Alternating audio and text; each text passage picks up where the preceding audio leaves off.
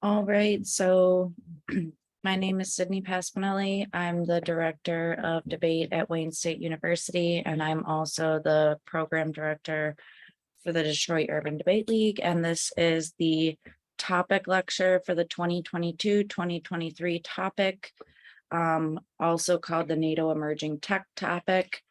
And for many of you, this is going to be your first topic. My job and sort of goal for today is to communicate to you just basically what are the terms of the topic, what's this topic about, and what you can expect to debate this year on this topic. I actually worked at the University of Michigan debate camp earlier this summer. And so I've already been working with kids on this topic. And so that's why I usually give the topic lecture at the DUDL camp. And this is a preliminary assessment of the topic. The goal is that we learn a little bit about the topic to get the ball rolling, but throughout the year, we learn more and more about the topic through the process of researching it, getting ready, preparing our arguments, and debating the topic. So I'm going to tell you some stuff about the topic today, but this is just the jumping off point or the starting point for how we're going to think about and talk about the topic for the rest of the year. And John Lawson, JL, some people call him John, some people call him JL. You can call him either one. He was my coach in high school, so I call him JL. But he had mentioned that every year the debate topic changes, but it always starts with resolved, and it always has an actor and a specification of the action that needs to be taken under the resolution. So every year the high school topic committee decides on a topic. And once the season is over, last year our season was water resources. Once that season is over, we kind of have a period of time off in between seasons. And then we start working on in the summer, like we are here today, on the new topic. And that will be our topic for every single debate tournament in this season, including the National Urban Debate League Championship Tournament and the qualification tournament leading up to that. So everything throughout the year leads up to coming to a conclusion or a resolve on this topic. And this year, the text of the resolution is the United States federal government should substantially increase its security cooperation with, and I just realized that the with is cut off, but it should say with the North Atlantic Treaty Organization in one or more of the following areas: artificial intelligence, biotechnology, and cybersecurity. So off the bat, it already looks complicated. So what we're going to do is break it down into its parts. The first part being the actor. So if we're looking at the resolution, does anyone want to type in chat who would be the actor of this resolution? Or the agent was another word that JL used to describe what would be included in. Okay, good. I see Ava says USFG. So every affirmative must defend the United States federal government, AKA the USFG. So in debate, you'll notice that we use a lot of shorthand to refer to things. It's called jargon. Jargon is used in other fields, not just debate, but it basically means like a slang or an abbreviated way of referring to something. When you're a policy debater, since all of our topics center around the USFG, the United States federal government acting, we just say USFG because we can write that down faster than we can write the whole thing out, United States federal government, when we're taking notes. So United States federal government should substantially increase its security cooperation with the North Atlantic Treaty Organization. So that's the second part of what the affirmative must defend, is the action, the main action of the resolution, which is to the United States federal government should increase its security cooperation with NATO. What does that mean? We're going to get to that in a minute. But the crazy thing about this resolution is that you don't only have to defend an agent and a main action there's even more specification that the colon following that the fact that this resolution has 2 clauses, it means it specifies a main action. The United States federal government should increase its security cooperation with NATO, but then it specifies like this sort of propositional phrase in one or more of the following areas.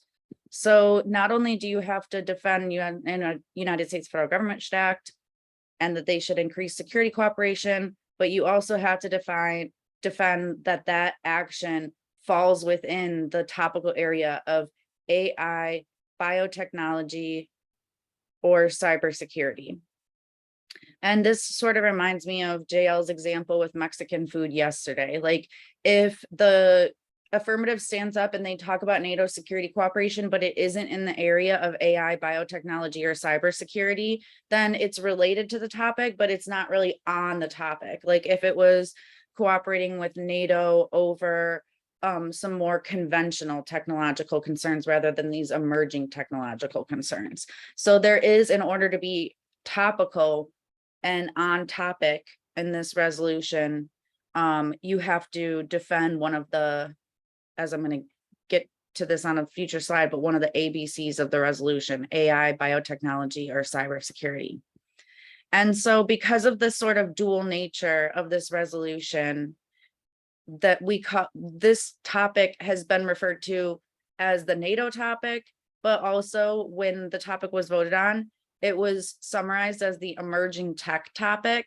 And really it has both components. It's the NATO emerging tech topic because you have to defend NATO and it has to be in the area of one of these emerging technology or emerging technological concerns. Any questions on that so far?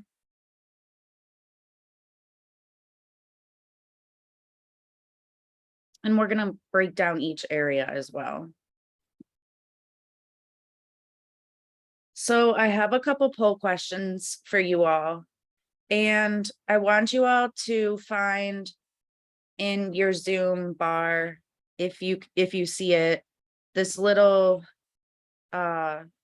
smiley face with a plus that says reactions, and you have multiple choices for reactions.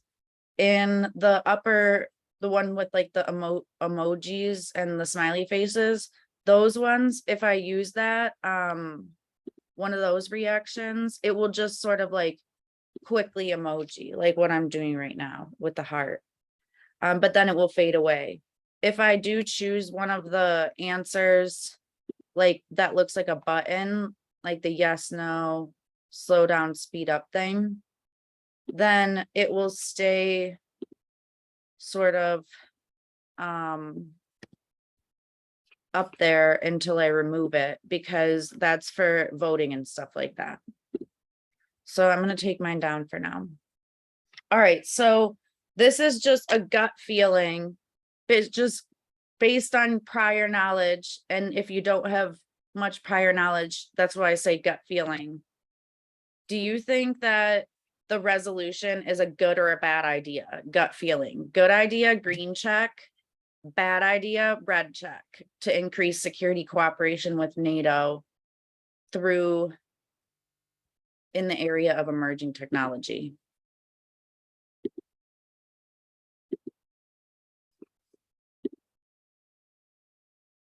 All right, I'm seeing a lot of green checks.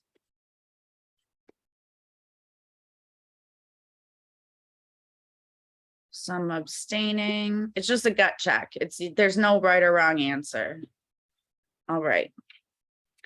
And part of the goal is that over the course of the resolution, things that prima facie seem like a good idea, like JL was saying, prima facie, if as long as you present a case and there's good arguments for it, then it's a good idea. Part of our goal is to explore some of the negative consequences so that we can sort of weigh the advantages and the disadvantages to this resolution. All right, so does anyone want to give me an answer for why you what's your gut feeling about why this resolution is a good idea? I think I kind of am like in between with this one, but for the reason why I think it is good is because there are other threats that are more dangerous. Like there are like threats like China or Russia, and I feel like those, like, since the UN, NATO is one of like the big organizations that really needs to like make sure that these threats don't like get out of control. But then Good. All right, good. Yes. In the area of emerging technology, there's clearly going to be problems and there's going to be some risks associated with emerging technology. So if threats are real, then NATO being a security cooperation, gut instinct is probably cooperating over security could be a good idea. Anyone else? I was gonna say that I guess I'll go. Mari. Okay. That it seemed like a good idea because in the history, NATO has been unbiased and made good decisions in like the way that countries should sway when making important decisions like this. And then I also agree with the last person that when it comes to emerging technology, there's always an unknown factor. And I think that this could help us understand that factor. All right, good. So cooperation would help us understand threats. And NATO can. Am I interrupting you? Oh yeah, Maria, go ahead. Okay, I'm sorry. So I think that we shouldn't, and I say that because we never trust any country too much, you know? Like at the end of the day, all countries are really competing with each other to have a better economic system and, you know, such and such. And if we just base it off of assumption, we're gonna, you know, it's not real factual evidence to support why we should trust these countries that's in NATO. You know, they could really use this very sensitive information that is in America, like cybersecurity or AI, for example. That stuff is very important. And if that stuff is like seen by the wrong eyes or who knows, released to the wrong people, then it will cause very bad consequences and damages. All right, good job. So just want to ask a quick question. Did you find the reactions? Because I don't see the little red X by your name. Just wanted to see if it worked for you. Oh, I thought I pressed it, but I'll press it again. Okay. All right. I'm glad Maria brought up a negative argument, right? So you all are already starting to think strategically, like even if there are threats with emerging technology, is NATO necessarily the right path? Or should we pursue it on our own without NATO? Like could cooperating with allies actually hurt our security, or is it going to automatically help our security? So these are good things to question and to think about. And a lot of times we need to do more research before we just assume either way that security cooperation would automatically make us more secure or automatically make us more vulnerable, right? So those are all three debaters have given very good responses. Anyone else want to add anything?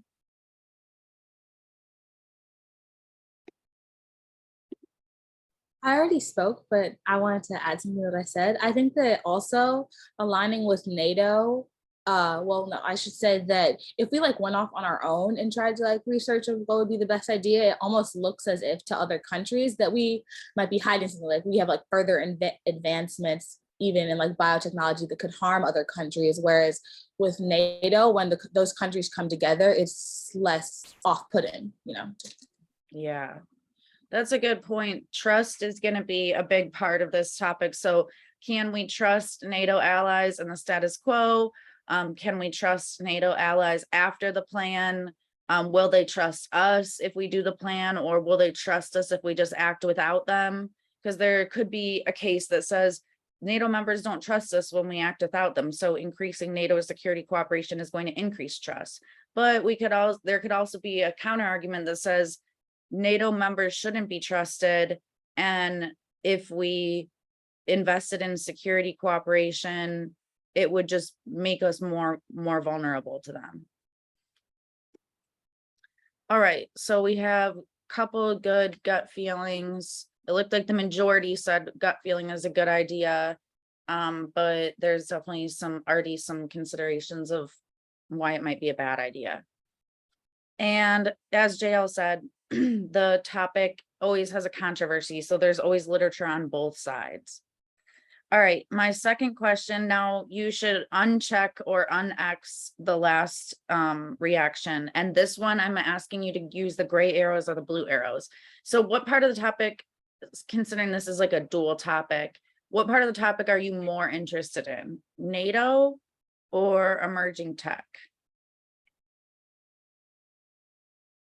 Like, are you more interested in doing research on like the security, the NATO part of it, or the part that's like actually getting into thinking about these technologies and how they're used and how we can make them better?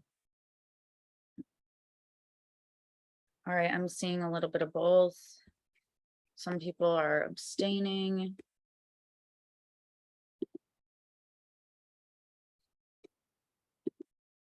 All right, let's hear from, does anybody who hasn't spoken, I'll take people who have spoken if we don't get any new people.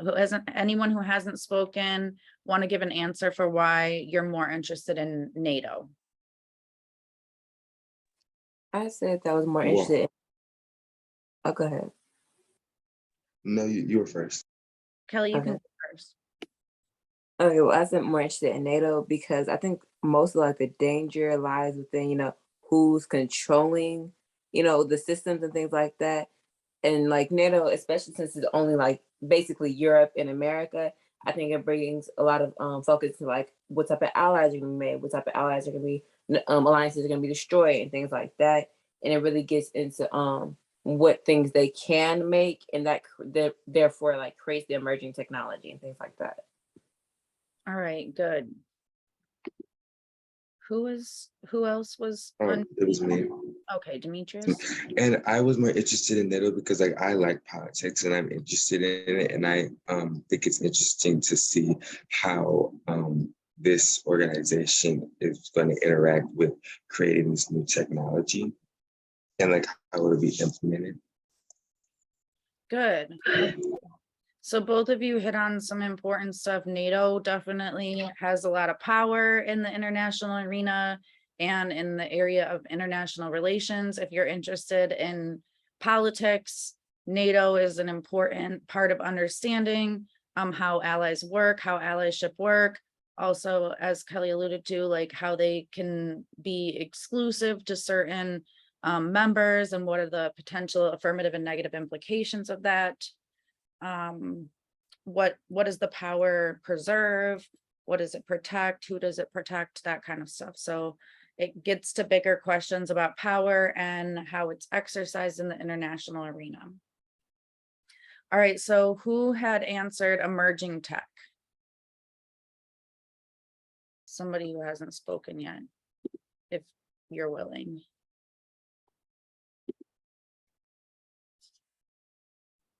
Duke or Tummy or?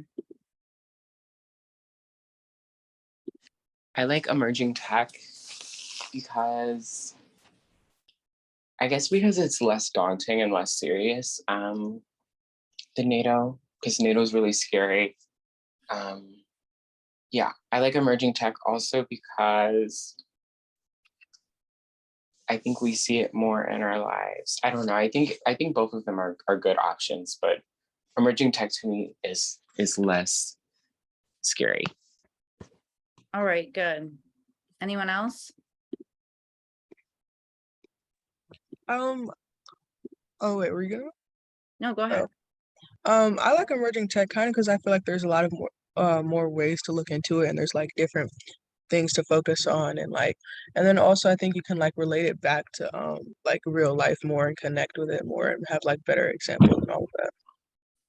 All right.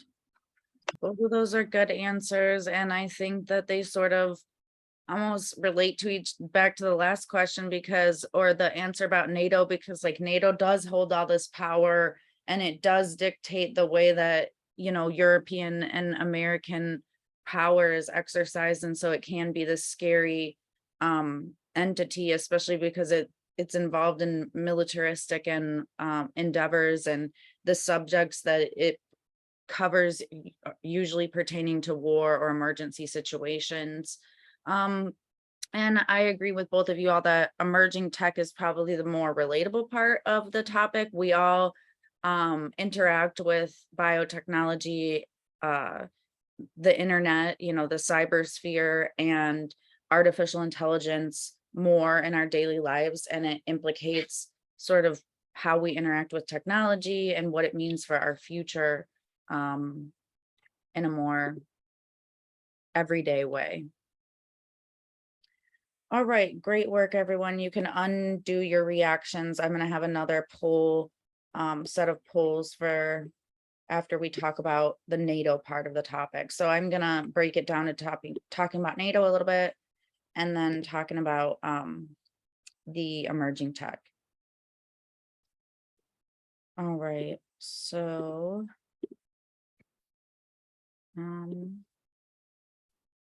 just making sure I have my chat up. NATO. NATO stands for North Atlantic Treaty Organization. That's another, it's in the text of the resolution, North Atlantic Treaty Organization, but pretty much every time that we hear it in debate, we're going to end up hearing NATO. It's just called NATO. Same thing with even in the news, you'll hear it called NATO. And this is their little insignia taken from their website. I think that the OTAN would be the way that it's pronounced in French, the French translation of NATO. So I'm just going to give y'all a little history of NATO to give you a little bit of a background of where NATO came from, why it exists. So it starts in 1945. Some major events happened in 1945. Can anybody name one of the major events that happened in 1945? The end of World War II. Good. So the end of World War II brings about a power vacuum in Europe, where Europe is left reaching out to the United States for support. So European nations had decimated each other's militaries, each other's territories. They were in need of a lot of rebuilding, and they were militarily overstretched and financially overburdened. This means that they can't project their power the same way in the international arena that they had before the first two world wars. So the sort of old imperial order where Great Britain and France and other European empires colonized the world, things were shifting, and European nations were withdrawing from their colonies abroad. They were having to turn inward because of all of this devastation of the wars. And so in this, what we call a power vacuum, where the old order of power was shifting, there was like a vacuum where something, it was just ripe for redefinition of a world order. And what happened was the Cold War. Essentially, the United States and the USSR, now known as Russia, the Soviet Republic, they were both on the Allies side in World War II, but as soon as the war ended, they pretty much launched into a competition, a bipolar competition against each other. And so the Cold War was set into motion, and this was until 1991. There was a Cold War struggle between the United States and Russia, and this largely frames NATO objectives through the first 50 years of NATO's existence, is the Cold War. And also World War II, somebody had mentioned NATO and its relation to China earlier. World War II ended a decades-long war between China and Japan, and Japan ends up coming over to the side of the US military. So even though Japan isn't formally a NATO nation, there are nations in Asia that are NATO allies, like Japan, Taiwan, and South Korea. And this also shifts the power dynamics in Asia as well to incorporate and make the world even more globalized. So there were a couple treaties that immediately came before NATO that created the foundation for NATO as a treaty and as an organization. And we're still thinking about aftermath of World War II. Nations around the world are reacting to, what do we do to prevent another world war from happening? World War I had happened. They said it wouldn't ever happen again. And then there was the interwar period and World War II had happened. So what the sort of policymakers of the European nations at the time were thinking is there a way that we can stop European nations from going to war with each other again? Because we can't handle a World War III. And so in 1947, Great Britain and France signed a treaty called the Treaty of Dunkirk.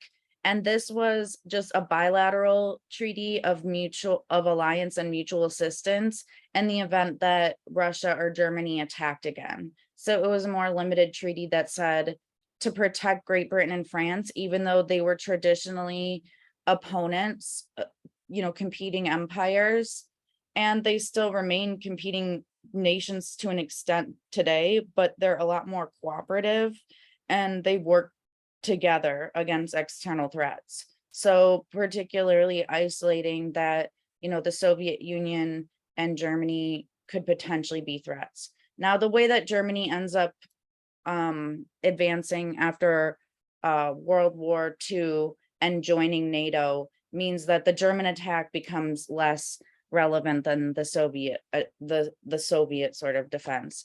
But in 1947, these were still perceived as like the primary threats to the European sort of world order. And other European allies were looking at Great Britain and France sort of as a model to say that would actually probably benefit us too, given that we're in such close proximity to Great Britain and France. It would help us to also sign on to something like this. So just a year later, they signed the Treaty of Brussels, or AKA the Brussels Pact, which expanded this treaty to just basically incorporate 3 more countries: Belgium, Luxembourg, and the Netherlands. And these nations traditionally did have bigger colonial armies, but because of having to withdraw inward, their armies were also losing strength. And so it was sort of this idea of strength in numbers. We can share some of the obligation of security from external threats together if we work together instead of having to each independently come up with our own strategies.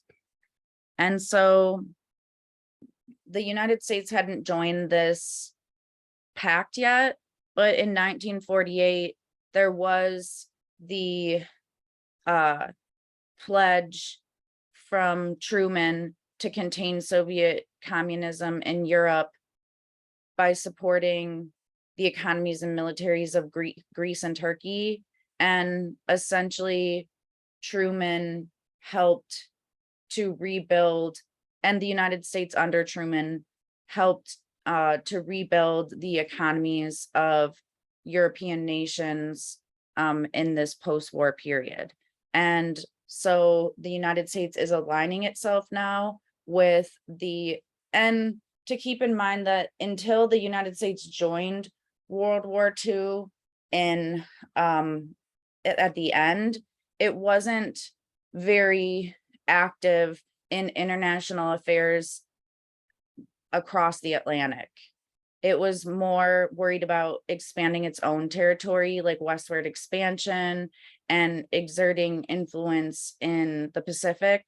But up until it entered World War II, towards the end, it wasn't really expanding its influence across the Atlantic. But Truman changed that by pledging to support Europe in containing the spread of communism or containing the spread of Soviet influence, and particularly by building up the economies and militaries of Greece and Turkey, who are being incorporated into this new world order. Oops, some of my stuff is out of order. Ignore that picture for now. All right, so 1949, just a year later, the Senate, okay, so Truman has clearly demonstrated, the United States has clearly demonstrated that its objectives are aligning with European objectives in terms of positioning itself against the growth of Soviet influence, being willing to push against Soviet militarily, Russia militarily and economically, and supporting Europe financially. And so this really strengthened the relationship across the Atlantic between the United States and Europe. And in 1949, the NATO treaty actually was signed. The originary point of it is a US Senate treaty. The Senate always ratifies treaties in the United States. If there's ever a treaty that needs to be signed, it's the responsibility of the Senate, which takes, it's the hardest to get something through the Senate. And this was called the Washington Treaty at the time, but now people just call it the NATO Treaty. And this treaty forms the legal basis for NATO's articles, which I'll go over in a minute.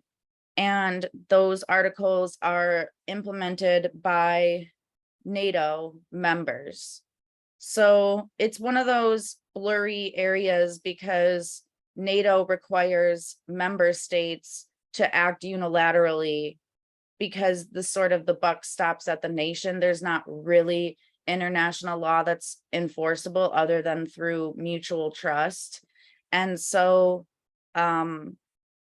NATO is made up of a bunch of members, but ultimately the policies that come about are a collective of national policies, rather than just like NATO policies. So NATO doesn't, it has articles, and it makes, it has, like, NATO has meetings and they'll have directives, but if NATO has a directive and members are going to follow that directive, they have to create policies in their countries in order to adhere to or implement those NATO objectives. And so that's why our resolution is written the way it is. Instead of just saying NATO should, it says the United States federal government should cooperate with NATO, because as a leader, any leader of a nation, or, leaders of the nations that are NATO members, have to consider what laws or policies that we would need to implement in order to implement NATO's objectives or NATO's articles. And so in 1949, there were 12 original members of NATO. All of these are still members of NATO: Belgium, Canada, Denmark, France, Iceland, Italy, Luxembourg, Netherlands, Norway, Portugal, United Kingdom, and United States. So as one of you all had already pointed out, they're all United States and European. So it's like a Euro-American alliance. And some of these, as you will notice, all the countries that were in those original treaties, like the Treaty of Dunkirk and whatever the other one was, I forget. They were all members. So it was sort of an expansion of those treaties, but now including the United States. So now it makes it like North Atlantic, because it's the whole northern part of the Atlantic, geographically speaking. And there's been a few members added since then, but not many. Greece and Turkey were added in 1952. So remember I said, like, Truman had significantly invested in helping boost those economies and militaries up so that they could join the sort of world order against the Soviet Union and with the liberal order of the United States and Europe. And so that paid off in the sense that Greece and Turkey were implemented into this system in 1952 and became members. And Germany joined in 1955 after 10 years of sort of proving to the international community that they were turning away from Nazis, and they were becoming a liberal democratic based government. And so Germany ended up joining in 1955, and then it was a long period until actually really there's been debates back and forth about specific nations. Like there's been debates about whether or not Ukraine should be included in NATO. It wasn't, which implicates today's current situation in Russia and Ukraine. There's been suggestions for other nations, but I don't know if any of y'all seen this in the news, but most recently, the United States ratified to allow Sweden and Finland to join NATO. So if you saw this, this was a vote to essentially allow Sweden and Finland into NATO, but they haven't accepted and formally become members. So that's where this newspaper article just recently came out. When will Sweden and Finland join NATO, tracking the ratification process across the alliance? I'll share the PowerPoint presentation with you because there's hyperlinks to the different articles and stuff if you click the pictures, but that's the most recent thing. So that's something to look out for, because the evidence packets the evidence that has been cut so far, since this is so recent, doesn't really take into consideration Sweden and Finland. So that a lot of the affirmatives won't really be affected by Sweden and Finland joining, but it could be something that people end up reading about and applying to the affirmative and negative arguments. So it's something like current events on NATO, current events on what NATO is doing. It's like if you're the type of person who reads the news or sets like Google alerts for certain different news, it would be good to sort of keep refreshed on some of the NATO stuff that's going on, because anything that's going on majorly with NATO could have implications for what's going on today with our cases. All right, so that's a history of NATO. And the reason that I went over that going all the way back to 1945, because you might be thinking like, well, emerging tech, it's like wasn't even this type of stuff, AI, biotechnology, cybersecurity, it didn't even exist in the 1940s. So why are we talking about the 1940s? Because as some of you were saying, like the NATO part of the topic is really about how power is configured. And starting in 1945, it was a major shift in how power was configured. And also for the United States federal government, it significantly changed the United States federal government's status in the world, but also how it was going to align itself and how it was going to position itself and move around the international, like move in a metaphorical and physical sense, like what positions it was going to take militarily, economically, politically, like what was it willing to invest in. And the United States federal government heavily invested in NATO. Security and national defense radically expanded in this time. The National Security Administration was created, the CIA was created, the State Department was created, the National Security Administration was created, the national security budgets and defense spending budgets like more than tripled in the period from 1945 to 1955. And that set the tone for like the level of military sort of influence and military presence that the United States has in the international arena. So it's significant because this turning point in history, the United States federal government leaders made certain decisions that influence us even today. And it is scary because, or it can be scary, not that NATO is always scary, but like it can be scary when you think of a bunch of big nations that have control over weapons systems and militaries, that this history of the way that these nations decided to align themselves going all the way back to the 1940s influences how our country like spends money and is situated and where our bases are located and how our congressional funding is allocated even until today. So at its core, NATO, if you could summarize with just one catchphrase, I would say its purpose is strength in numbers. It's not just like somebody had talked about the UN. It is related to the UN, but the UN's objectives are way more expansive. NATO's objectives are related to securing the North Atlantic. So it's a collective security organization, and its purpose is like strength in numbers, specifically as it relates to security. Like the more nations that you have, the stronger that your intelligence will be, for example. Now, this is questionable because some of you said, well, could it actually maybe weaken our intelligence? But the idea is that, especially in light of the world wars, which created like global military overstretch, that could be avoided if nations were willing to work with each other sometimes instead of always against each other, or instead of just like each one of the NATO members taking like a parallel track rather than all collectively working together, sort of like the sum of the parts is greater. The whole is greater than just the sum of its parts. Also to preserve Western and Northern power globally. So North Atlantic clearly divides the globe into, North, South, and East, West, and Europe and America.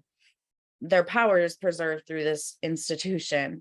And this was an objective, they saw that individual European nations fighting alone in a new framework where the Soviet Union has so much power, it might lead to the Soviet Union taking over, the world.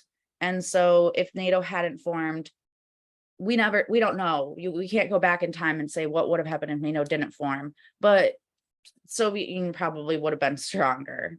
And the United States might not have as much power as it did today. Now, whether or not that's a good or bad thing is up for debate.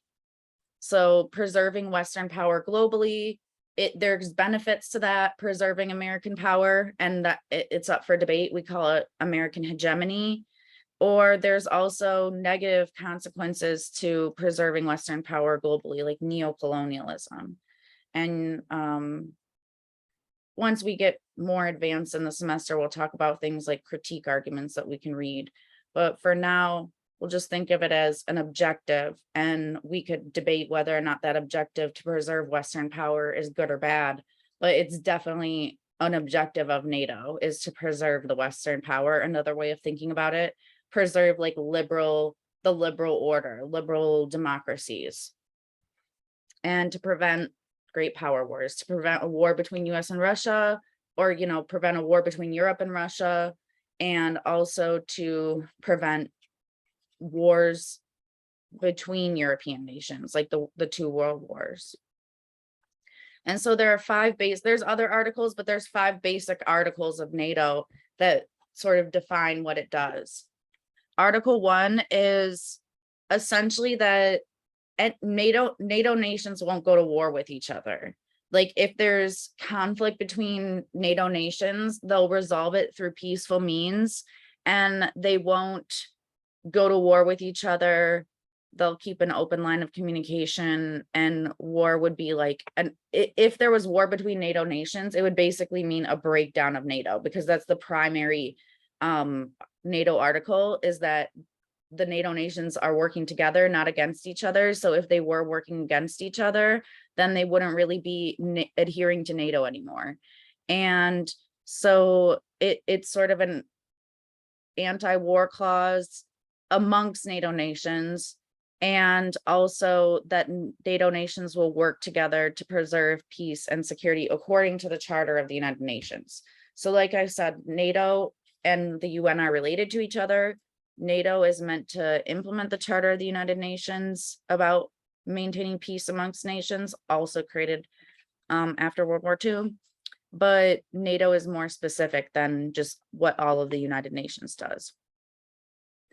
Article 2 is that the parties will work actively to develop peaceful and friendly international relations by strengthening free institutions. So this is the liberalism part, like the part of the Cold War that was communism versus liberalism, or when we say liberalism in international relations, we don't just mean like when CNN or Fox News talks about liberals, like being Democrats in the United States. The liberal international order is something, when you see it in the evidence this year, it's bigger than just like Democrats. It has to do with freedom, liberalism, democracies, and this is what the United States was and European nations were fighting for in the Cold War against communism, socialism.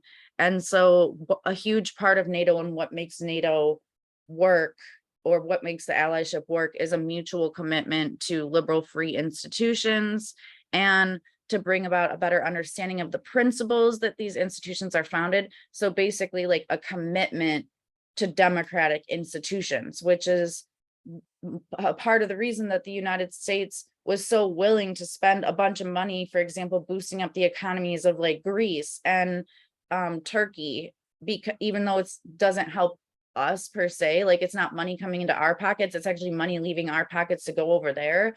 But if it's strengthening democracy abroad, and if there's threats to democracy abroad, then it was perceived as like threats to democracy anywhere are threats to democracy sort of everywhere. So we need to build up liberal democratic institutions and promote conditions of democratic stability, well-being, all defined through the lens of like democracy, republicanism, you know, like models that rely on votes and elected bodies, and rather than everything being implemented from the top down, like what we were arguing against in the Soviet Union.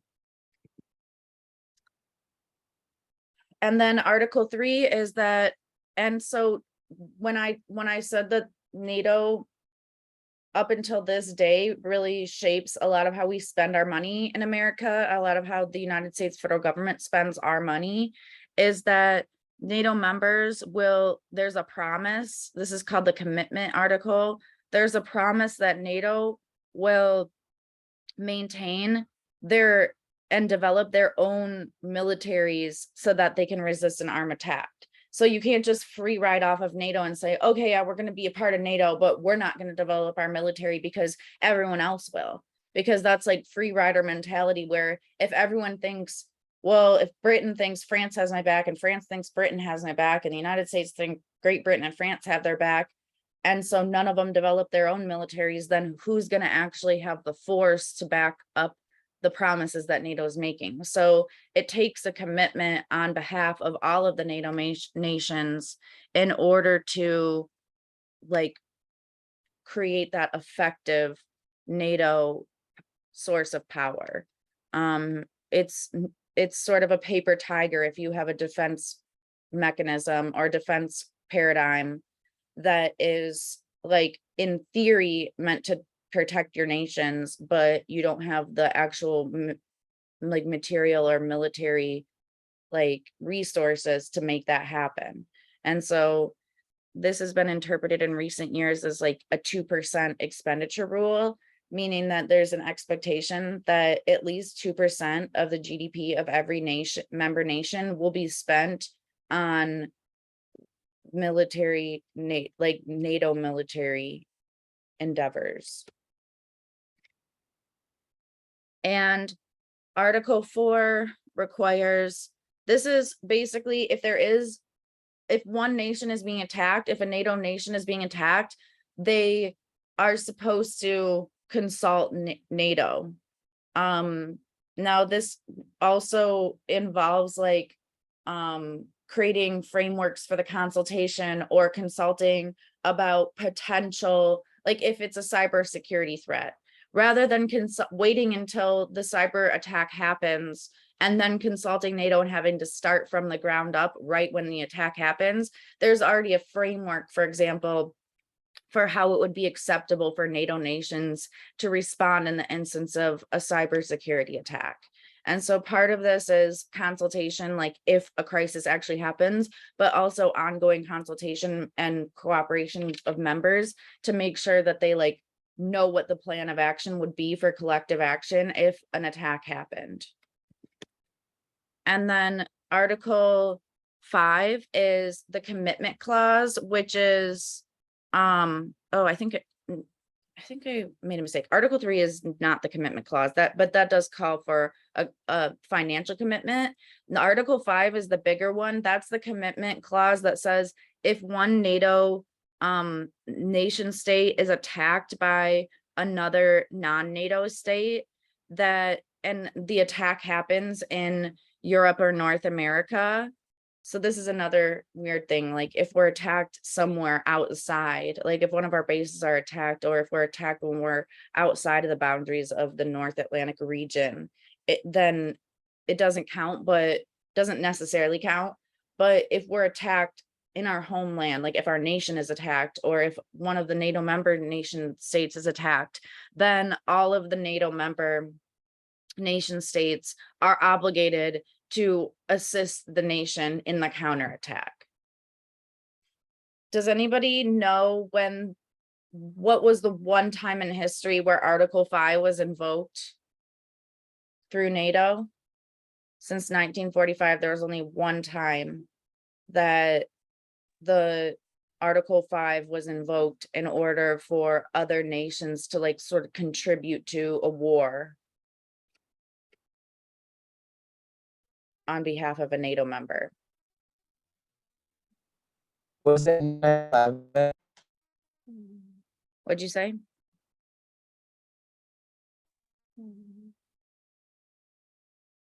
Did you say 9/11? Sorry, your mic is cutting out. Did anyone hear that? It was the 9/11 attacks. Okay. Yeah, so after the United States was attacked in 9/11, 2001, it was deemed to be an attack on our homeland, and it obligated under, we invoked Article 4, consulted NATO members, and then I'm pretty sure the name was a coalition of the willing, but it was NATO members, and I think there were even some other allies who contributed military forces for the wars that George Bush started in Afghanistan and Iraq. So interestingly enough, we went through all of the Cold War without NATO Article 5 having to be invoked. And it wasn't until 2001 that we ended up being attacked and using Article 5. So Article 5 has only been invoked one time, and that was in 2001. There's never been a threat that has risen to be considered an attack on a NATO member's homeland since 2001. But that's part of the reason when we go into emerging tech that allies are starting to shift to looking at like, hey, what are the new scenarios in which a nation could be attacked? And for example, like if a nation's network is attacked, like if they have a cyber network that's attacked, does that count as being on our homeland, or is that because it's on the internet, not anyone's homeland? So it's an important question when we're thinking about technology and the way that American power has expanded to not just be, we have control of this like land, but we also have control of certain networks. And so what does that mean for, how does that implicate our homeland? And Maria, don't worry about and for everyone too, don't worry about like typing all of this out. If you want to just type extra notes, I'm going to share the video of this lecture and also the slideshows on our website after. And for those of you who haven't seen the website yet, I'll show you at the end of this presentation. All right. And then lastly, in the topic of NATO, or like the subtopic of NATO, we have security cooperation, which is in the resolution. It's something that you have to defend if you're affirmative. And so I found this page actually on NATO's website defining their security cooperation, or as they put it, cooperative security, as one of their overall objectives. And they defined security cooperation as dialogue and practical cooperation, and over a vast array of political and military issues. And it says NATO cooperation is based in reciprocity, mutual benefit, and respect. Changing, and then even it says the structure of NATO partnerships has become more flexible, reflecting a changing security environment. So emerging technology is changing our security environment. So how does the old sort of, not only do power configurations change, like we went from, you know, the old European imperial order to then the bipolar order to now the unipolar order after the Soviet Union collapse in 1991. So it's like security framework shift, but also technology shifts. And so we're in a constantly evolving world, and security cooperation is sort of an umbrella to catch just cooperation in the area of security with NATO members. And so some of the types of action include dialogue, cooperation, and consultation. So dialogue would be creating frameworks for dialogue, and consultation. And then cooperation would be creating, you know, standards and norms for how NATO wants its objectives implemented. So NATO has NATO consultations the outcome of these will be sort of like directives that specify how nations can work to make their operations like flow together or jive together, rather than just having a general objective that NATO puts out, and then each nation has to figure out like what it really means to adhere to that, or what it means to pursue that. So for example, like if the United States has one strategy of cyber like counter hacking, and the Great Britain has another method of counter hacking, but those programs don't work together, then it would require translation. And if you think about that for like every NATO member, so even things like how do we take our information and create a common language for or a common framework for implementing these things, a common program, for example, if we're talking about cybersecurity, or a framework that outlines like these are the this is the way that you can get your military to comply with these objectives. Or if we're talking about limiting a technology, a directive to like also pass legislation in your nation in order to make sure that that technology doesn't exceed the limitations that NATO believes that that technology should have. So we'll get into some examples for this, but these are some examples of actions that you might see that would be considered security cooperation, like enhancing Euro-Atlantic and international security, peace, and stability. So even though the focus is on Euro-Atlantic, there is that sort of global protection element, promoting regional security and cooperation. Like the best example right now is Ukraine. You know, Russia and Ukraine are at war. The NATO nations have not like actively initiated a war against Russia, but they are working to promote regional security and cooperation Ukraine, facilitating a mutually beneficial cooperation to meet these security challenges, to in the case of Sweden and Finland, like to prepare interested and eligible nations for NATO membership, to promote democratic values and reforms, and just enhance support for NATO-led operations, enhance awareness of security developments through early warning with a view to preventing crisis. So this is important for emerging technology. Some of these like bullet points are going to be a lot more relevant to this topic because of the emerging tech. So promoting democratic values and reforms might be like an advantage to one of these plans, but the plan directly won't, the plan wouldn't directly just promote democratic values and reforms, because that would be, you know, not topical. In JL's example of hot dogs and Mexican food, it would be like tangentially related because NATO does do that. But the AF is limited by having to do security cooperation in the area of cyber, AI, or biotech. And so things like security developments through early warning with a view to preventing crises. Like, are there a potential for crises because of biotech, because of AI, because of cyber crises? And how do we work through early warning and through early preparation instead of waiting until the last minute? And part of that is confidence building measures, or achieving better mutual understanding, better interoperability is another word you'll hear, or like the ability for operations to work with each other, like NATO nations to work interoperably, operate with each other effectively.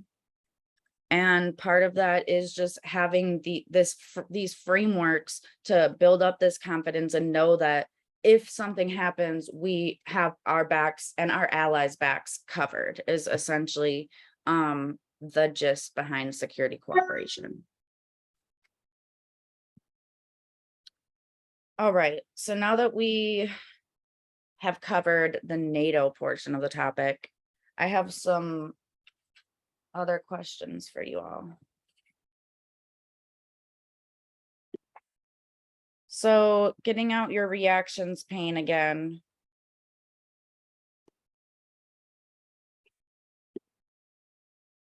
All right, first question. Before today, and this is not a question that we're going to use to judge, because I probably didn't know what NATO was when I was your age.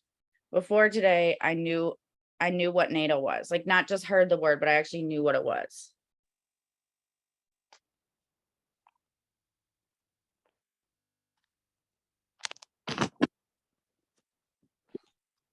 All right, I'm seeing some yeses, some nos. And that's the interesting thing about NATO and debate, is that sometimes something that has so much power and can be so influential can still be elusive to the public. A lot of times the public is focused on domestic policies and elections, and not so much focused on what policymakers are doing abroad. When it comes to foreign policy, usually the Democrats and Republicans see eye to eye more than on domestic issues. So domestic issues is where you see a lot of the controversies play out on the news and stuff like that. And then when it comes to where the Republicans and Democrats are working together, usually when Republicans and Democrats are working together, there's not as much controversy in our news because they're working together. So there's not really a need for them to battle it out politically for elections and stuff, because elections also like largely influence what we see in the news. But when it comes to NATO, the United States, Congress, President, Republicans, Democrats have all been committed to NATO throughout the United States. Trump was probably like the biggest outlier, but even then things didn't dramatically shift. He didn't withdraw from NATO. He turned a little bit more inward than other presidents, but presidents, Congress, the United States, both parties have maintained pretty consistent commitment to NATO. And so in that way, it has been, even though there's a great controversies for us to debate, it has remained relatively uncontroversial in the news. And part of that is what helps it, NATO continue to receive funding, is that there's this presumption by politicians that this is what's best for us, because it protects the nation, but also it protects their way of doing politics. So that's one explanation for why, even if you knew what NATO was, the public isn't the most educated on NATO and international policy. And that's what's cool about debate, is that today is just the jumping off point for learning about NATO. Throughout the year, you all are going to learn so much more about NATO that you're basically going to be experts, and you're going to know more about most even college students or adults know about NATO. So even if you checked yes, that you did know, you're just going to keep learning more and more about it. Like even me, even though I debated all of my high school and college and learned about NATO, and I've had multiple topics with NATO on it, I still learned more about NATO this year just by researching it and preparing for this topic at University of Michigan. All right, so uncheck, next poll, or like unreact. And then the next poll is, to me, it seems like cooperating with NATO would be good for US national security. So I know that I already asked this question kind of once, but now that we've talked about NATO, do you think that it seems like cooperating with NATO would be a good idea for security today? Affirmative, gray arrows, negative, blue arrows.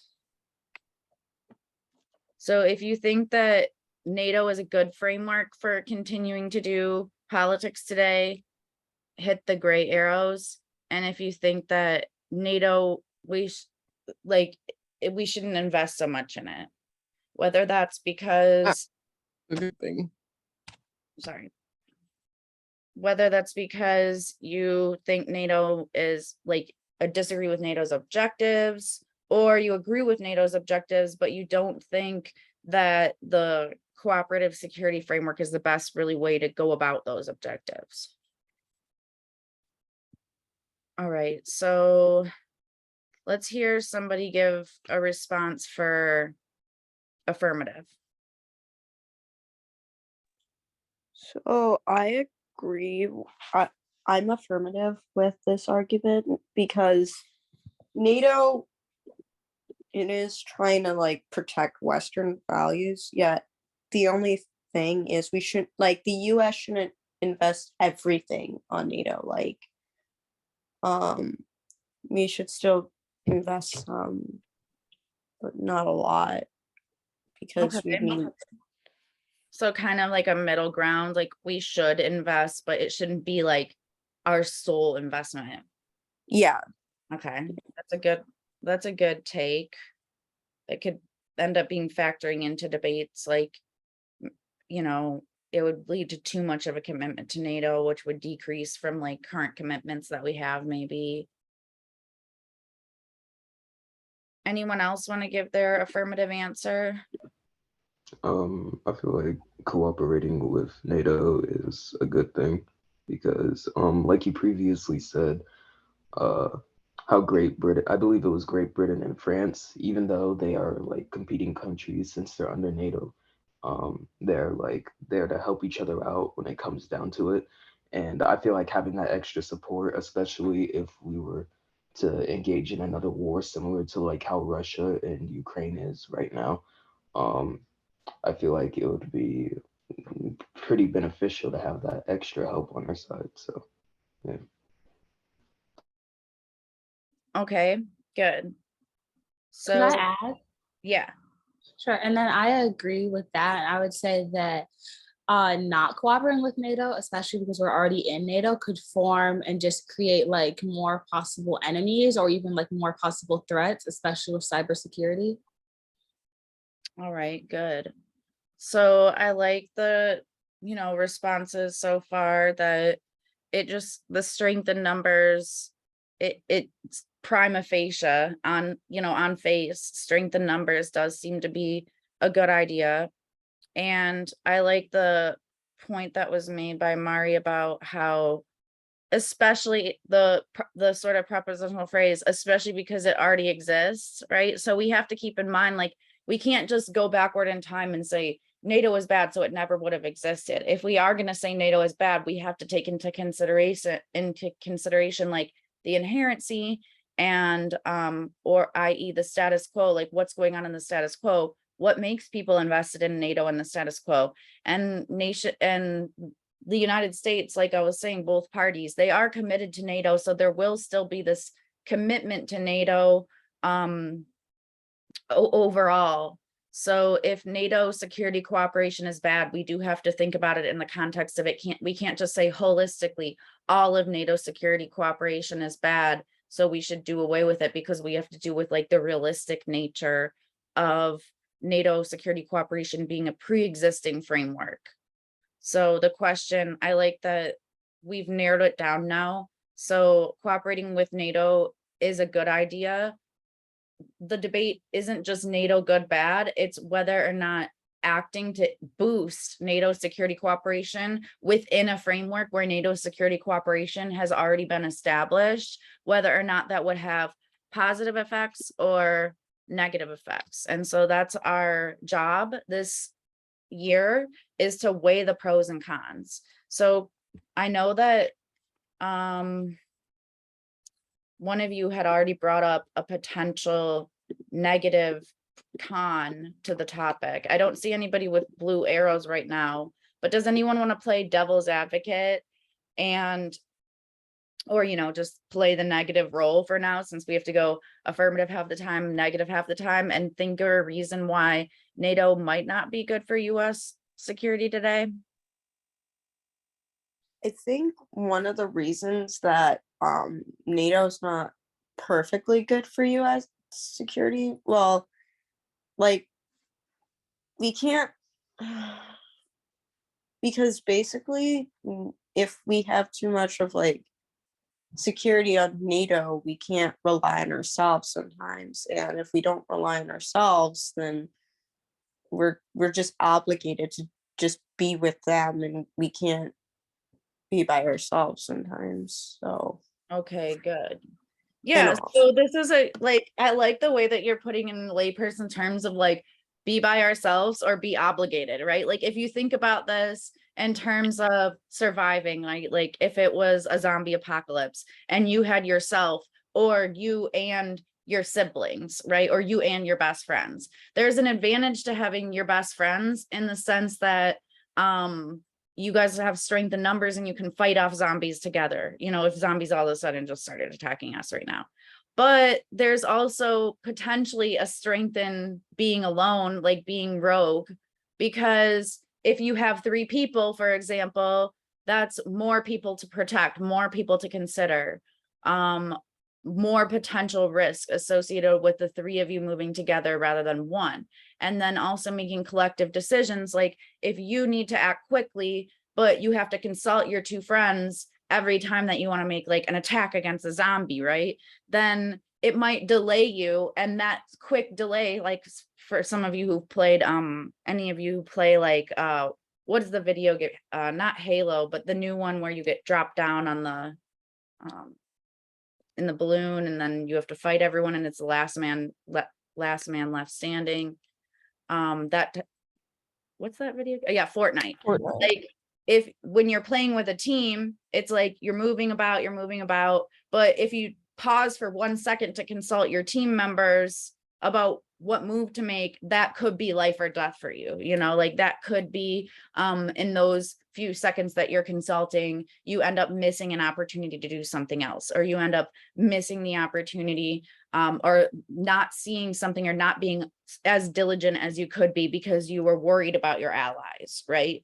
So there's pros and cons. This is why, as JL said, no topic is not controversial, because if everyone agreed that it was just pro or just con, then there wouldn't be a basis to have a debate topic all year. But since there's potential pros of working with strength in numbers, and there's potential cons with working in strength in numbers. Like any of you all know from watching like these survivor shows, or even the example of Fortnite. If the three of you are working together and you defeat everyone and it's down to the three of you, all of a sudden you have to turn against each other, right? Or you might not trust that maybe somebody was working as a double agent all along, you know, and that you like, how do we know for sure that we can trust every single member of NATO? So these are things to think about. Like, there's a good reason for us to think that we could trust members of NATO, because we're very selective about who is allowed in NATO, and their objectives and their political systems and values have to be already aligned with NATO before they join. Like the example of Germany. Germany wasn't allowed into NATO until it proved that it was willing, that its military and economics and policies were aligned with liberal Western order. It wasn't just allowed based on a promise. Same thing with Ukraine. Like what happened in Ukraine, what's happening in Ukraine now is largely a reason that Ukraine wasn't allowed into NATO, because the threat of of Soviet Union invading Ukraine has always been high enough that if Ukraine was a member of NATO and Ukraine was intact, Article 5 would have been invoked if Ukraine was a NATO member. And so there's like reasons to think like NATO has been very careful about who its allies are, and so we can trust them. But there's always that you can't trust that every single, like for example, there's fascist populist movements that are gaining strength in some nations like Italy. So can we trust that they'll always be liberal and democratic, for example, or that they'll always have our back? So there's the trust issue. And then there's also the issue of like time constraints and operability constraints, like interoperability and the ability to have our networks connected could be a pro for like preventing Russian cyber hacking, because if we had our own networks and Great Britain had their own networks, and there was a like cyber war, it would be harder to interoperate in that moment. But also making our network interoperable across the seas and relying on like satellite data to store the interoperability of the data makes in some ways it more susceptible to espionage, because the more frameworks for cybersecurity, like the more frameworks for potential infiltration, for example. Yeah, it is. And you could look at it as, if you look at each nation state as fighting for itself, that's like sort of Hunger Games is sort of a good metaphor for the world that we were in post World War II. Like a lot of nations had been devastated by World War II. A lot of nations had been devastated by colonialism, and they were looking to rebuild. Almost 100 nations received independence between World War, the 1940s and the 1990s. And so we were in a period of nation building, nation redefining. A lot of nations were receiving sovereignty from years of being colonized. And so it is this new framework in which every nation is fighting for themselves, like Hunger Games, like every nation is fighting for themselves. It's a new era. Imperial nations don't have as much leeway to go out and colonize and conquer. Nations are gaining sovereignty, and part of this framework is to respect the sovereignty of nations more so than, like, there was sort of a conclusion after World War I and World War II that the constant imperial wars and the model of not respecting each other's territorial boundaries and just keeping on trying to expand territories and take other territories, that was leading the world towards like a collective state of potentially Armageddon, but also just ravaging the world of its resources, ravaging the world of, like, lots of weapons were being used in these wars and stuff like that. So it's just it was kind of like Hunger Games, and then this is a framework to say, how can nations work together collectively to, like, defend for themselves, but also create frameworks so they can fend for themselves, and hopefully like de-escalate instead of escalate to wars. All right. Great work, everyone. Do you all want a 5-minute break before we go on to the next one, just so people can go to the bathroom and stuff?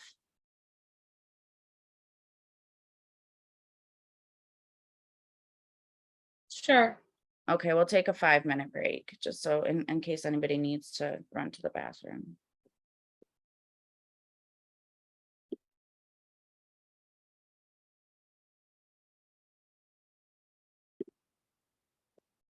I forgot to hit resume recording.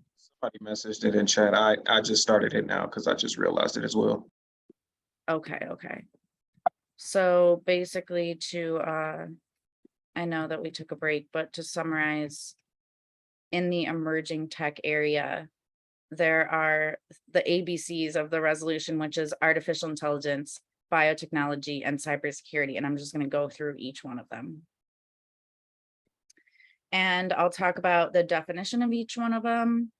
And in the, sorry for being repetitive for people who just heard this, but it's essentially training computer systems to perform tasks that humans would, that would normally require human intelligence. So in Hollywood, we think about this as robots that are literally taking over humans, like in Blade Runner or Terminator. But in reality, there's more banal everyday forms of artificial intelligence that isn't just like a robot taking over every single cognitive function of a human, but more picking and choosing what parts of human perceptions or human intelligence that we want to emulate and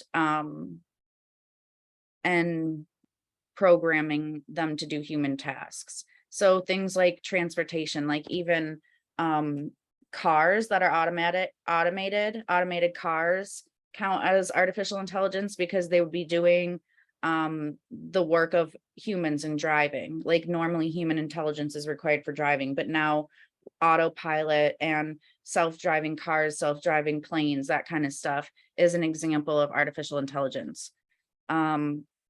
Communication, even like the bots that you'll communicate with when you call certain helplines that are supposed to respond to you.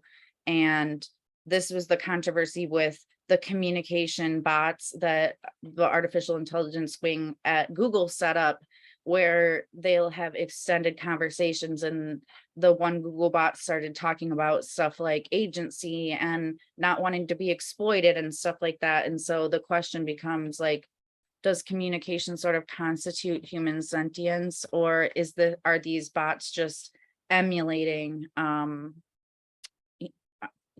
emulating? And and Linda had said drones bombing instead of putting people at risk. Yeah, so using intelligence where the intelligence targets and makes the attack. So there's missiles, drones, weapons that we call them lethal autonomous weapons that are trained to like find targets and attack those targets on their own without humans. Also, just artificial intelligence will help with things like workforce productivity. Even in the idea of drones bombing instead of putting people at risk, there's also this idea that maybe drones will help with mail delivery one day, or that in the face of workforce shortages that we have throughout the country, like everywhere you go, it says that work is needed because there's a shortage of labor intensive people who want to work in labor intensive jobs. So there's a turn to artificial intelligence to replace certain parts, certain tasks, or certain components of the workforce that could be where humans could be replaced with machines. And then weapons, we already talked about that. So there's some like sort of utopian worlds that we can see in which maybe bots, like Star Wars, there's cooperation between droids and humans. Droids help us perform our tasks. In the Jetsons, it's like a future world in which AI can help live in this other part of the atmosphere above the earth And actually there's like a myth behind the Jetsons that it's like a post-apocalyptic world where the earth is no longer habitable. And so they have this sort of utopian AI world where they live in a more advanced society and they have like bots to help them out with stuff. So like a cleaning bot, or when I was in Virginia, when we were in Virginia with the team for nationals this year, I saw for the first time a food delivery bot where it looked sort of like the robot from Jetsons, but without a head. It was just like the bottom part, and it had a little cooler, and it would like have this little flashing light that's like indicated that it was on its way somewhere, and the restaurant could program it to go deliver the food to where it needed to go. So artificial intelligence can just be useful for us and not violent in its application, or it could end up being violent if it's used for negative, like emerging technology when it's put to the use of creating more advanced weapons and more advanced weapons of mass destruction is dangerous. And that's why this topic is going to lead to some conversations about like scary potentials, because the combination of NATO and artificial intelligence means that like things like automated weapons are going to be up for discussion. So securitization from dangerous AI, whether this is the dangerous AI in the form of like dangerous AI weapons or dangerous AI bots, like are the bots going to like Blade Runner Terminator style like take over humanity, exceed our intelligence and take over, and sort of, as you know, the Fortnite Hunger Games reference, are they going to become the stronger nations and we have to be worried about them? Or is it just, you know, if it's not as far as like robots taking over humanity, it could just be, at least as far as like humans using AI for dangerous reasons, like these autonomous weapons. Ultimately, that we're not at the point where the autonomous weapons are acting on their own. They're still acting according to how we're programming them. But that being said, they're still doing tasks that used to only be tasks that humans could do. So it could be regulating AI to make sure that like nations have standards, this mutual cooperation, making sure there's institutions to make sure that AI is developed under like liberal democratic frameworks, and make sure that there's regulations, standard interoperability, that kind of stuff. Advance, and sometimes it could be like either trying to advance certain forms of artificial intelligence. So the affirmative could be working with NATO to make AI, there could be an advantage that AI is good, and so we need to cooperate in order to make AI better or use AI more. Or there could be affirmatives that say that some AI is dangerous, and so we need to cooperate against certain AI technologies. So in that sense, it's what we call there's some bidirectionality in the topic, because in the area of AI, because it's just more general in the area of AI, it doesn't have to be an increase or decrease in AI. And so you could have, for example, an AF that bans lethal autonomous weapons, which are, you know, drones or missiles that are, or even, you know, bullets, to think of, you know, these sci-fi movies where you see the bullets actually moving around, like to more closely go to their target. That kind of technology is actually, you know, being developed by militaries, and there's like fears and dangers about it. But then there's also people who are pro using these weapons. So, and saying that it will help us fight in the instance of like, it would be better, like as Linda had said, drones bombing instead of people putting people at risk. So there's always like, for every technological consideration, usually there's drawbacks and there's reasons why it could actually benefit us. And it's our job as debaters, but also like policymakers' jobs in real life to actually decide like some of these technologies, do the dangers outweigh the benefits or vice versa? Like in the case of Terminator, robots be like human looking robots that become, we can't tell the difference between the humans and the robots, and the robots become so strong that they basically take over all of humanity, then, you know, there probably won't be any actual apps that are like the Terminator app, because it's not that realistic in 2021 that that's going to happen. Some of these more everyday forms of AI are probably going to be more relevant.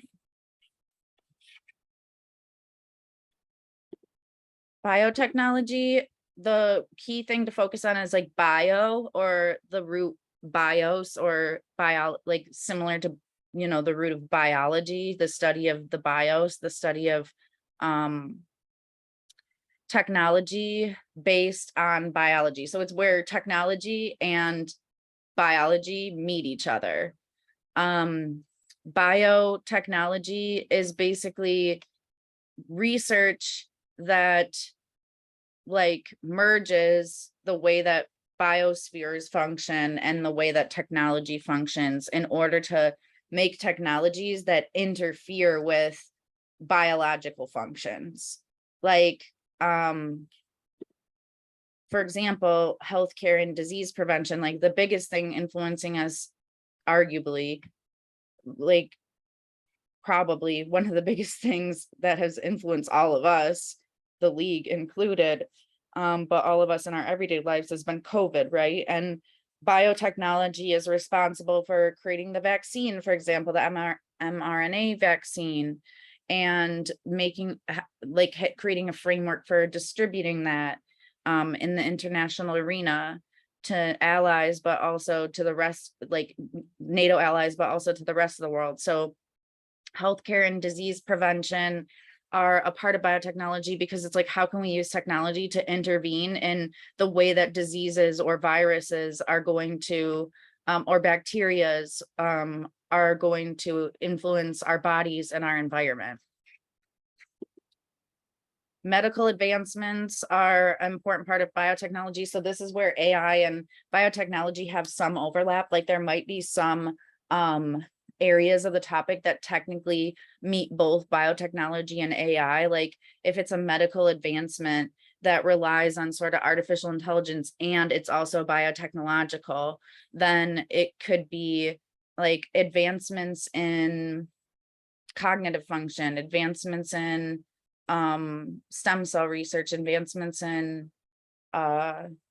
like healing techniques for battlefield, advancements for like techniques for increasing strength and like warfighting capabilities, even like the manipulation of soldiers to turn them into, like, to reference Star Wars again, you know, like the dark troopers that are like hybrid of human and technology, and they have like a human inside, but there's technology that assists them. Like the army even has technology that sort of like works with your body in order to enhance like your running stride, or your like almost creating like an invisibility outfit based on your movement and stuff like that. So there's a lot of high-tech military stuff that could advance the state of our military to bring it more into like Star Wars type, sci-fi type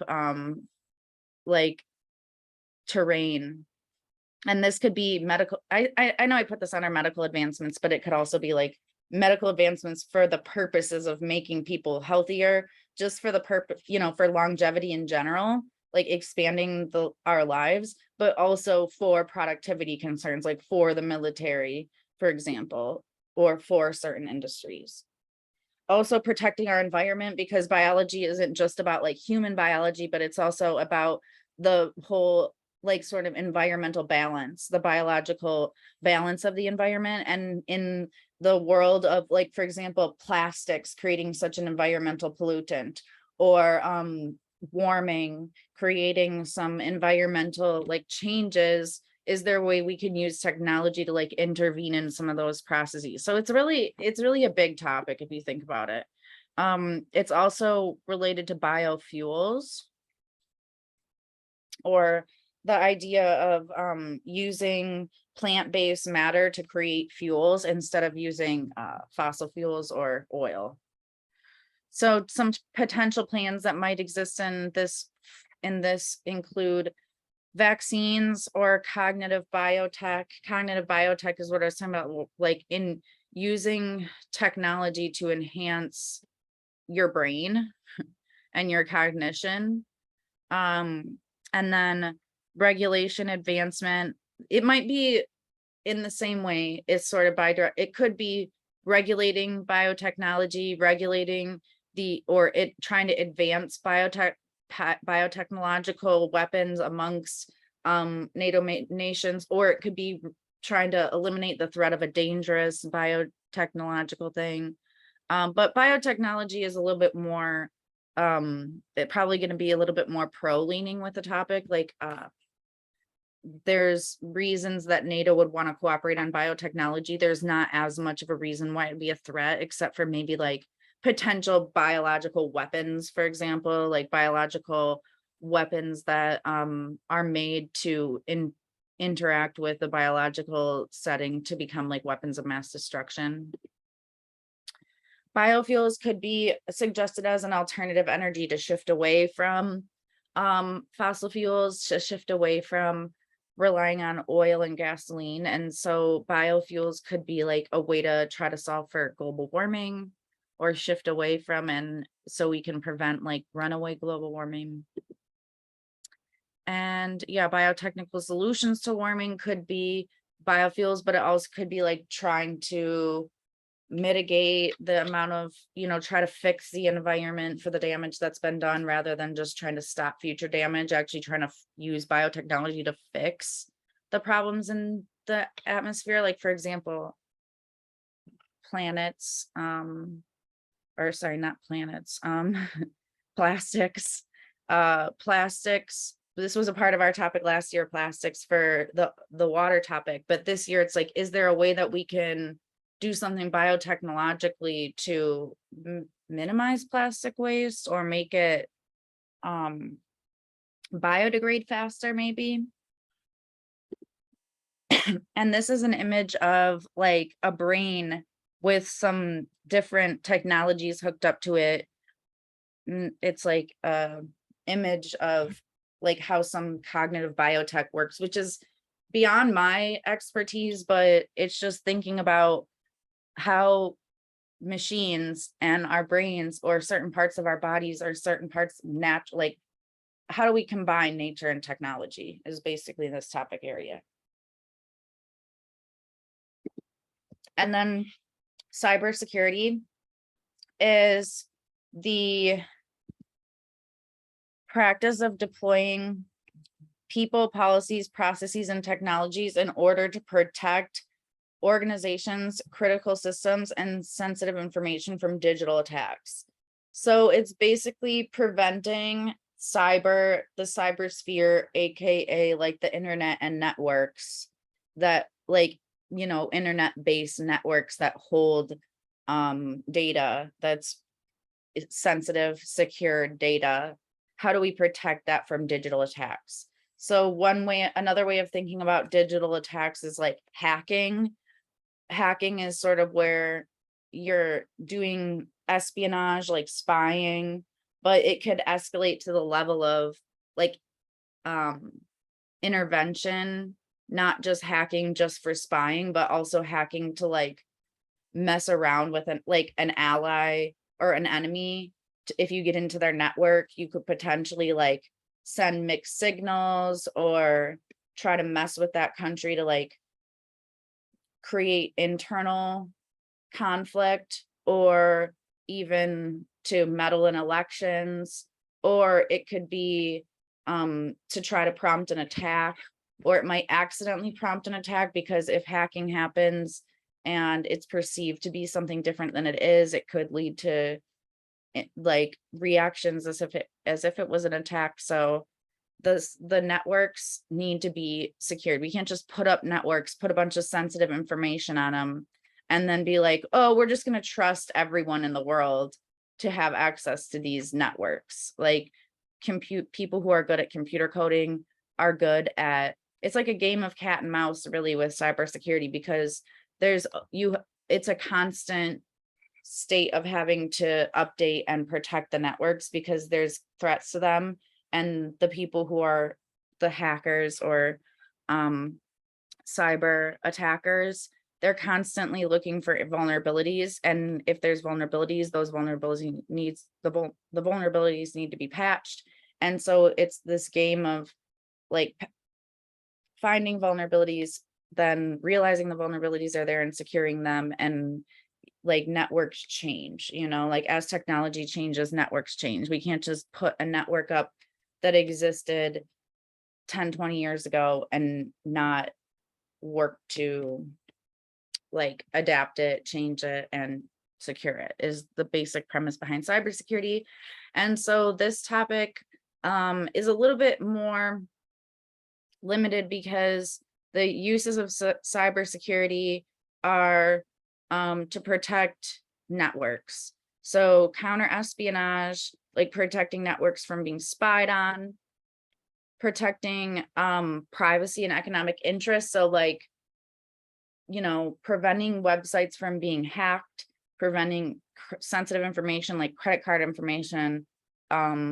Like if the IRS's database was hacked, for example, where we all file our taxes and it has our social security numbers and it has like all of our tax information and our addresses and all that stuff, like it would be not only a threat to our nation if another nation or someone within our nation attack that network, but it could also affect us as individuals because it makes our data vulnerable, which is why it's important to not just be careful of who you're giving data to. Like if somebody asks you through Snapchat or Instagram or something to give you your credit card information, or if someone calls you and it's a shady number and says that you owe them money, never give credit card information or sensitive information like that away.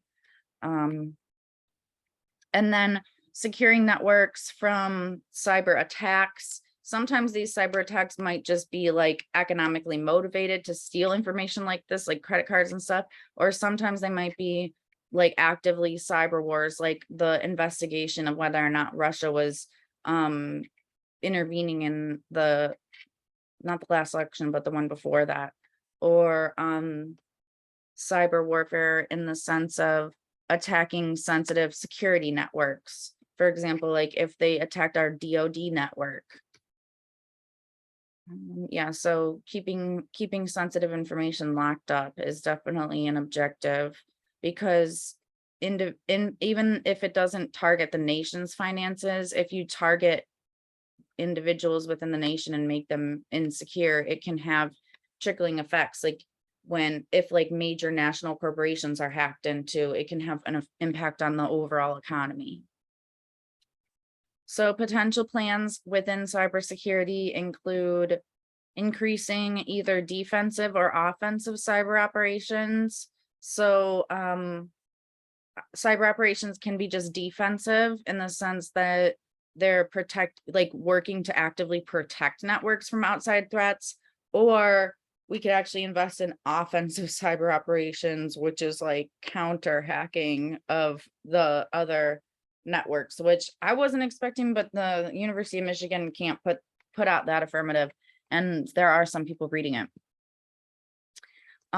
Regulation of maybe specific networks could be like, for example, our satellite networks is a big affirmative, like securing our satellites in space, because there's a lot of data that's held there and transmitted back. So if nations like namely Russia or China would be able to use their offensive cyber capabilities in order to hack into our satellites, for example, that could potentially create some security problems or economic problems. And then this other term, NATO operability, strengthening NATO interoperability, is one, again, I already alluded to this, but the idea that like, if we all just have different codes and we can't communicate, we don't have at least task forces of cybersecurity sort of like officials that can do interoperability and cooperate with NATO and have a framework pre-existing so they can communicate, then if there are cyber attacks, it would be really hard to communicate in the moment if we all have different sort of frameworks for cybersecurity. Again, I'm not that much of an expert in how networks work, but I know that it is a primary interest because so much of what we do now relies on having our data stored on the internet rather than like Washington doesn't have as much data stored like on pen and paper or printed out in paper in their offices. Like ultimately a good substantial portion of policy is done on networks now. So how do we protect the networks to make sure that all of our stuff is secure? And if we do have this security alliance with NATO, how do we make sure that that alliance can like stay that alliance and that outsiders don't have like access? If we're interoperable within NATO, how do we make sure that like other nations can't hack into that system of interoperability? Okay, so my last set of poll questions. If I were a policymaker in the United States federal government and I had to prioritize one area for national security, I would choose, okay, so what do you think is the biggest security threat? Like if you became president today and you had to, and your press conference or your White House team asked you like, all right, we're having this meeting with NATO. What do we want to prioritize? Do we want to prioritize artificial intelligence, biotechnology, or cybersecurity? What one would you choose? Cyber, coffee cups, biotechnology, blue arrows, AI, gray arrows.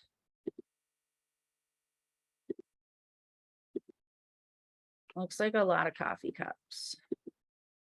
All right, we have AI, good. No biotech. All right, AI? I see Kelly has AI. Kelly, what was your reason for AI? Because like you were saying, AI, can be used by so many things. For example, like I think I've seen like the Domino commercial where it's, the little food delivery robot and it's so, accessible to everybody. So when you're using it for national security, you have to be, I think, prioritize how accessible things are and how it can be used against you. All right, good. Cedric, what's your answer for cybersecurity? I feel like cybersecurity has always been an issue, so I think it's very important to focus on like those areas where they have always been weak. Good. All right, so cybersecurity is definitely taking the cake for the biggest sort of threat. But that being said, even if it's the biggest threat, it doesn't mean that your AF has to be about that because there's controversy, like your AF doesn't have to prioritize the most important. You can choose the one that's most interesting, It doesn't just have to be what you would do if you were a policymaker.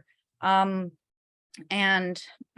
biotechnology, arguably or admittedly, it's the least popular part of the topic.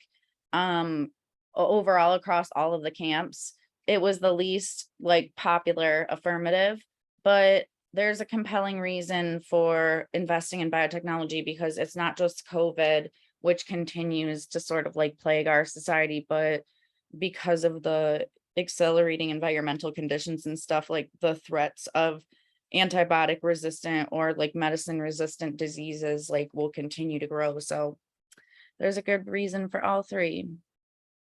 All right, and then this is my last question before I let you off for lunch. If emerging tech really does pose a problem or a security threat, I could see why the USFG would want NATO to be involved. Affirmative, green check, negative, red check.